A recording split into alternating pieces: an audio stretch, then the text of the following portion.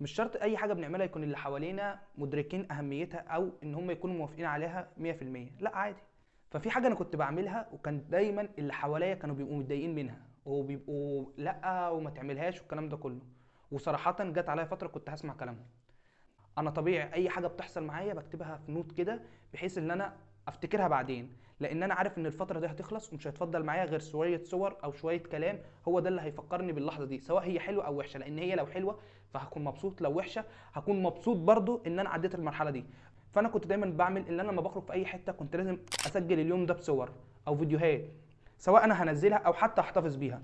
تمام. فكان دايما اللي حواليا يقول لك لا ما تصورش، لا عيش اللحظه، لا بس ده مش صح.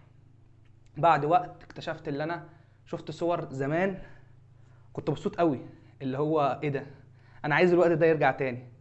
هل انا كنت هبقى مبسوط كده لو انا بس افتكرت الحاجه دي من غير ما اشوف حاجه تفكرني